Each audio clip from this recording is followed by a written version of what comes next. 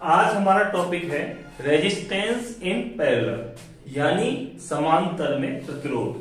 अगर किसी सर्किट में दो या दो से अधिक रेजिस्टेंस समांतर क्रम में लगे, पैरेलल क्रम में लगे, तो आप उस सर्किट के प्रतिरोध मान की गणना कैसे करोगे, यानी उस सर्किट में रेजिस्टेंस की जो वैल्यू है आप किस तरह निकालोगे, तो उसके बारे में आज हम बताएंगे।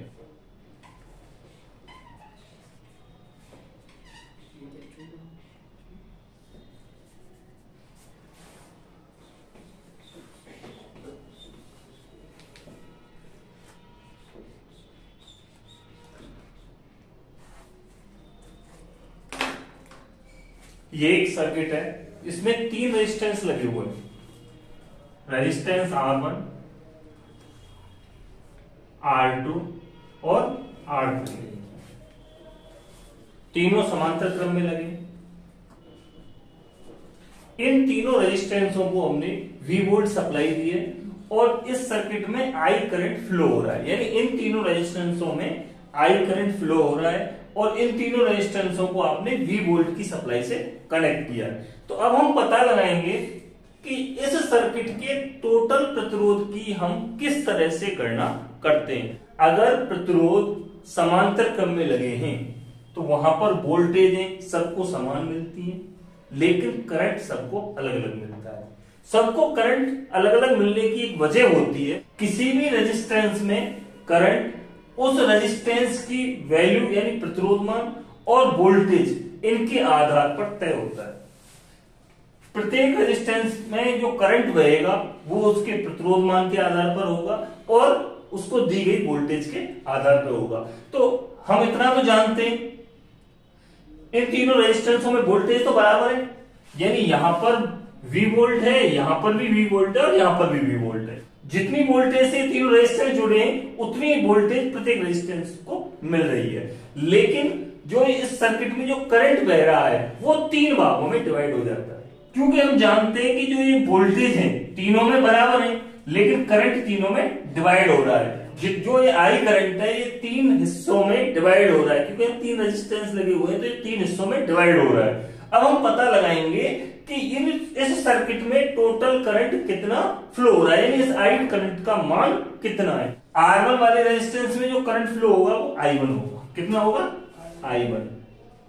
R2 वाले जो प्रतिरोध है इसमें जो करंट फ्लो होगा वो I2 होगा और R3 वाले प्रतिरोध में जो करंट फ्लो होगा वो I3 होगा। ये जो तीनों करंट हैं उन तीनों का जो टोटल योग है वो इस I के बराबर है, यानी I बराबर I1 plus I2 plus I3। यानी जो ये I करंट है वो यहां तीन भागों में बट गया, तीन भागों में बट गया। तो हम टोटल इस I करंट की वैल्यू कैसे निकालेंगे? इन तीनों के करंट को आपस में जोड़ दें। ओम के नियम के अनुसार I बराबर होता है V अपॉन R, यानी अगर हम वोल्टेज को R से डिवाइड कर दें तो करंट का मान I का मान आ जाएगा।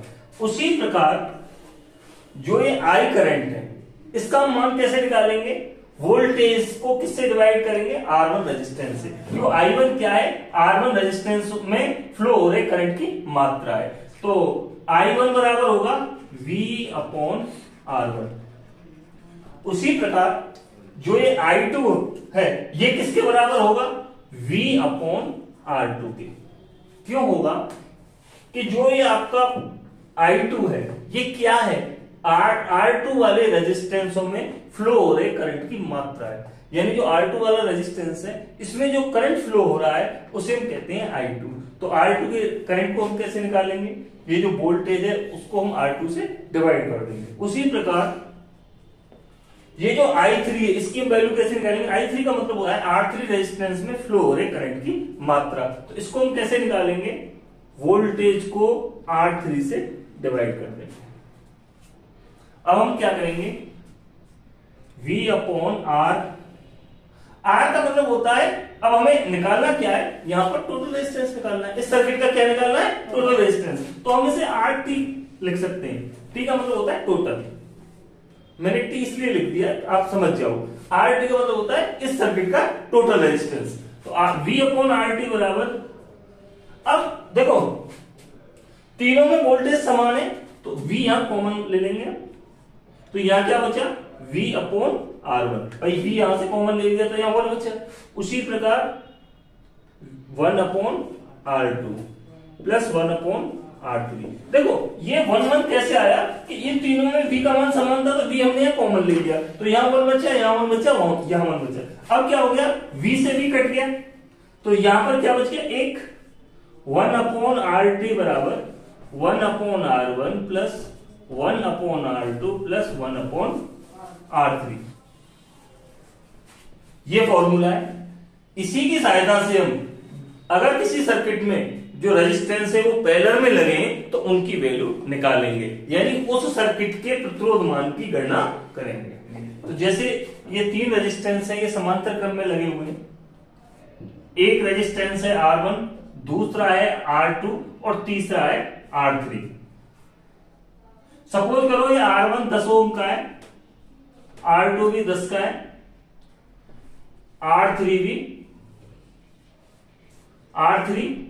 20 ओम का है।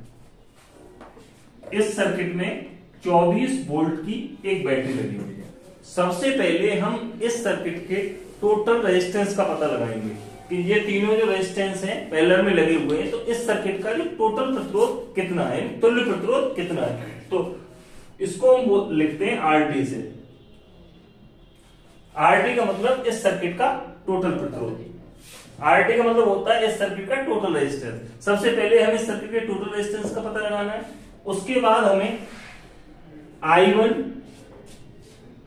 I2 और I3 इनकी वैल्यू निकालनी है। I1 क्या है, जो R1 जो रेजिस्टेंस में जो करंट फ्लो हो रहा है उसकी मात्रा I1 है।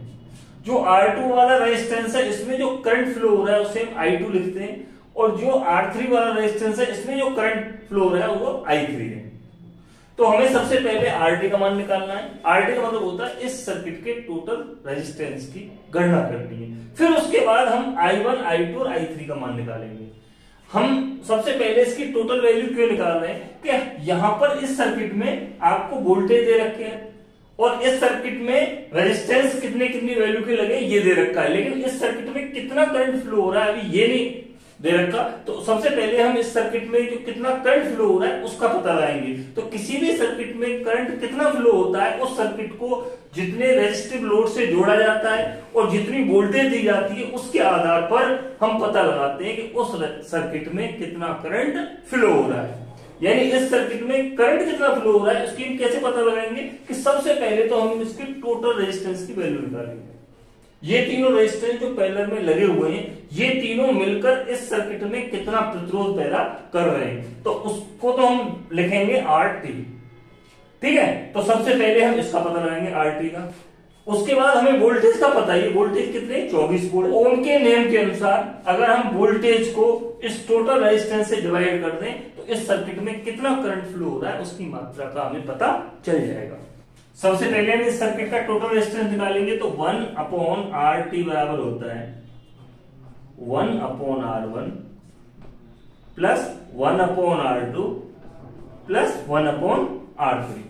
पैरेलल में इसी तरह से हम रेजिस्टेंस की वैल्यू निकालते हैं।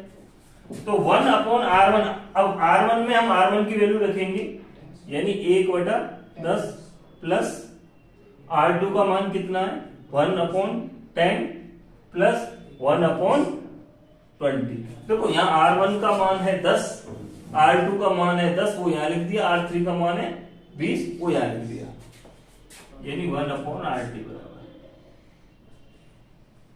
अब हम क्या करेंगे, यहां पर 20 LCM आ गया तो 20 को 10 से डिवाइड कर दो, 10 दूना 2, ऐसे ही 20 को 10 से करो 2, 20 को 20 से 1 यानी 5/20 यानी 1 अपॉन RT बराबर 5 अपॉन 20। इनको क्रॉस मल्टीप्लाई कर देंगे यानी RT बराबर हो गया 20 अपॉन 5। तो इसका आंसर आ गया 4 ओम। ये 4 ओम क्या है, 4 ओम इस टोटल सर्किट में लगे प्रतिरोधों की वैल्यू है। अब आप सोचेंगे कि एक रेजिस्टेंस तो इसमें 10 ओम का लगा है, दूसरा रेजिस्टेंस भी 10 ओम का है और तीसरा रेजिस्टेंस 40 ओम का है, तो इस सर्किट में तो बहुत ज्यादा रेजिस्टेंस हो गया, एक 10 ओम का, एक 20 ओम का और एक 40 ओम का।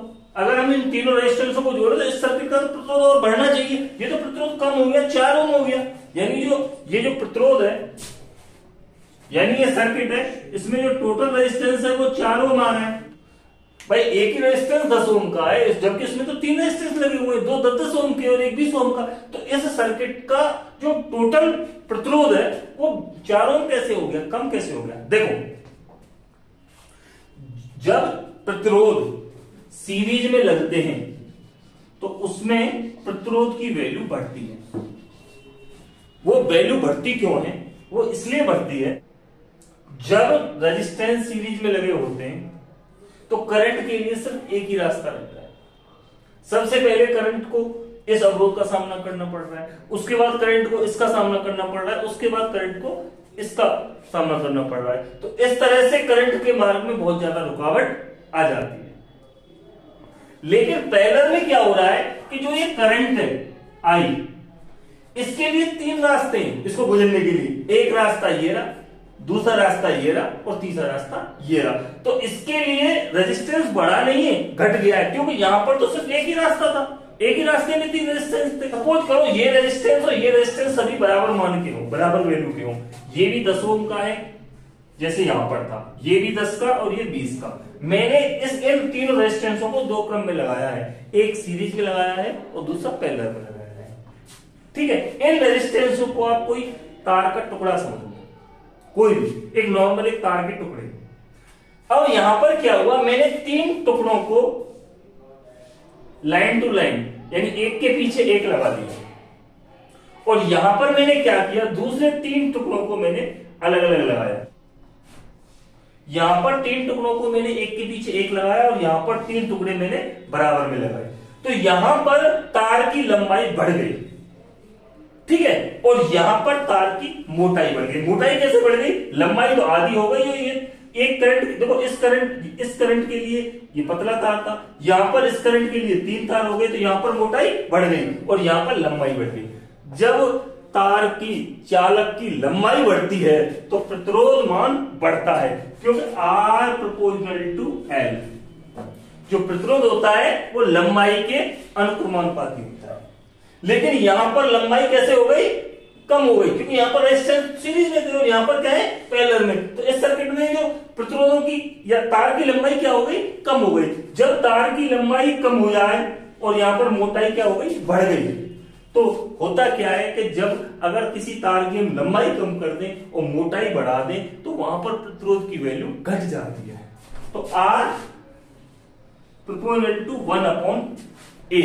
A का मतलब होता है क्रॉस सेक्शन एरिया, यानी जो रेजिस्टेंस होता है वो कटाक्ष क्षेत्रफल यानी क्रॉस सेक्शन एरिया के व्युत्क्रमानुपाती होता है, उल्टा होता है। यानी कहने का मतलब ये कि अगर हम लंबाई बढ़ाते चले जाएं तो उस सर्किट का रेजिस्टेंस वैल्यू बढ़ जाती है, और अगर हम लंबाई को कम कर दें और उसकी मोटाई बढ़ा दें तो उस सर्किट की जो प्रतिरोध वैल्यू है वो कम हो जाती है। यहां पर अगर आप एक रेजिस्टेंस और लगा दें तो क्या होगा? इस सर्किट का प्रतिरोध मान बढ़ेगा नहीं, इस सर्किट का प्रतिरोध मान बढ़ेगा नहीं, इस सर्किट का जो रेजिस्टेंस वैल्यू है वो कम हो जाएगी, प्रतिरोध मान कम हो जाएगा। तो क्योंकि यहां पर फिर क्या हो गया, और करंट के लिए चौथा रास्ता मिल गया। उसी प्रकार यदि रेजिस्टेंस सीरीज में लगे हों तो वहां पर क्या होता है, जितने रेजिस्टेंस ज्यादा लगाते जाओगे उस सर्किट का प्रतिरोध मान बढ़ता जाएगा। अगर रेजिस्टेंस पैरेलल में लगे तो उस सर्किट में जितने भी आप रेजिस्टेंस जोड़ते जाओगे उस सर्किट की जो प्रतिरोध मान है उसमें कमी आती चली जाएगी। तो आप ये तो समझ गए होंगे कि इस सर्किट का जो टोटल रेजिस्टेंस है वो कितना आया है, 4 ओम।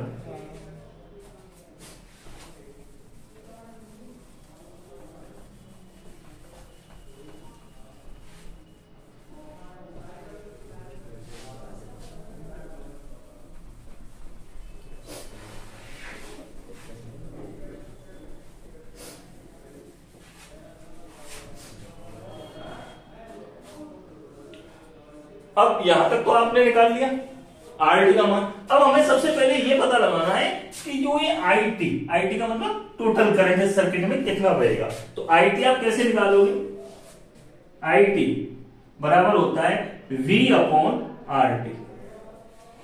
आई टी का मान आप कैसे निकालोगे, V अपॉन आर टी से। V का मान कितना है, V वोल्टेज कितने है यहाँ 24, और यहां पर पीक की वैल्यू कितनी है 4। 24 को 4 से डिवाइड कर दो, ये कितना हो गया 6 क्या आ गया एम्पियर। यानी इस सर्किट में जो टोटल करंट कितना फ्लो हो रहा है 6 एम्पियर। ठीक है, यानी आई टी कितना है 6 एम्पियर।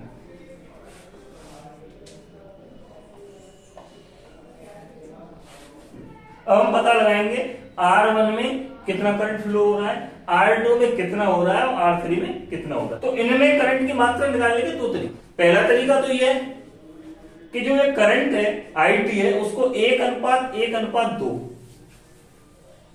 इस तरह से डिवाइड कर दो तीनों का, तीनों रेजिस्टेंसों में करंट की वैल्यू निकल आएगी।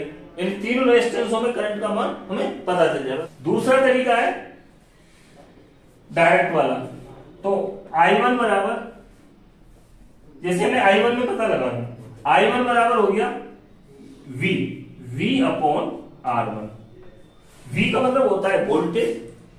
भाई इस देखो वोल्टेज तो तीनों रेजिस्टेंसों में बराबर जा रही है ना, तो सब में V कितने का, V का मान सब में कितना है रेजिस्टेंस में 24 वोल्ट, इसमें भी 24, इसमें भी 24। अब हमें यहाँ पर आपको वोल्टेज की पता है, यहाँ पर आपको रेजिस्टेंस की पता है, तो करंट तो आप आसानी से निकाल सकते हो ओम के नियम के अनुसार। I बराबर क्या होता है V अपॉन R, तो I1 बराबर क्या हो गया V अपॉन R1। अब V का मान कितना है यहाँ पर, V वही 24 बटा R1 का क्या है 10, ये हो गया 2.4 एम्पियर। ठीक है, ये हो गया 2.4 एम्पियर। उसी तरह आप I2 का मान निकाल सकते हो, I2 बराबर V अपॉन R2। V का मान कितना है यहाँ वही 24 बटा 10 बराबर 2.4 एम्पियर।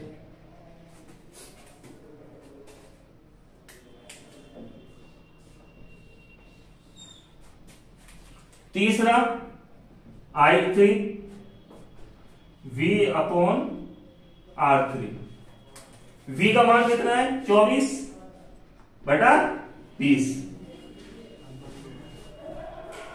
1.2 एम्पियर। यानी जो इसमें करंट फ्लो हो रहा है I में वो हो रहा है 2.4 एम्पियर, यहां पर भी 2.4 एम्पियर और यहां पर 1.2 एम्पियर। अब इन तीनों को हम जोड़ें, भाई देखो टोटल सर्किट में कितना करंट फ्लो हो रहा है 6 एम्पियर। अब इन तीनों को अगर हम जोड़े हैं तो 2.4 और 1.2, 4 तो 10, 1 2 2 4 5 6.0। समझ में आ गया, बराबर है ना।